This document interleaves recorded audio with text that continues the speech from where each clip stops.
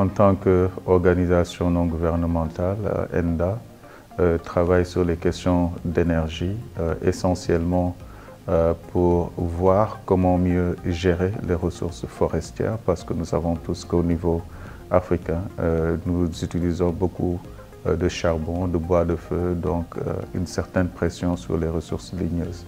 Et je pense que sur ces aspects-là, l'OSS travaille sur les ressources donc naturelles, la biodiversité, et nous pensons que déjà c'est fondamental de pouvoir préserver donc la faune et essentiellement la flore au niveau de nos pays, qui contribuent par ailleurs donc à mitiguer les questions relatives au changement climatique en matière de séquestration de carbone. Effectivement, l'Afrique de l'Ouest est liée à des problèmes, des défis donc sur les questions de l'eau, mais essentiellement, ce n'est pas un problème de disponibilité de l'eau, c'est un problème d'accès à l'eau, c'est-à-dire de trouver les moyens pour aller accéder à cette eau-là, soit à travers le solaire pour l'irrigation, ou bien de trouver des canaux appropriés pour permettre aux populations d'y arriver. Et je pense que mesurer ou analyser ou bien évaluer le potentiel hydraulique, c'est-à-dire l'eau de surface, et hydrogéologique, l'eau souterraine est importante. Et je pense que le travail que l'OSS est en train de faire dans ce cadre pourrait vraiment aider les pays à avoir de meilleures décisions donc, par rapport à l'utilisation rationnelle de l'eau.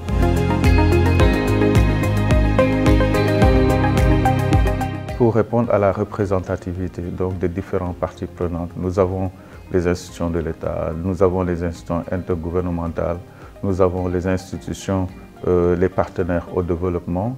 La société civile qui émane des communautés doit, à mon avis, être partie prenante. Déjà, pour revenir sur les bonnes pratiques qui sont développées sur le terrain, sur différents domaines. On a l'axe l'eau, on a l'axe terre, la gestion durable des terres.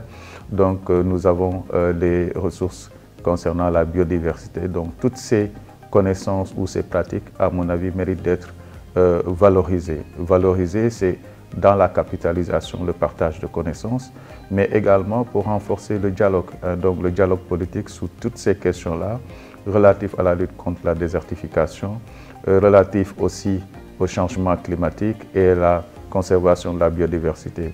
Il faut rappeler également que les acteurs de la société civile, à travers le forum Desertive Action, créent déjà une plateforme d'échange sur les questions liées à la gestion durable des terres, parmi lesquelles, disons, activités, l'Observatoire du Sahara et du Sahel joue un rôle important parce que non seulement ça permet un renforcement de capacités, un partage de connaissances et d'expériences, mais aussi d'influence politique pour permettre, disons, d'avancer dans le processus de mise en œuvre de la lutte contre la désertification au niveau global.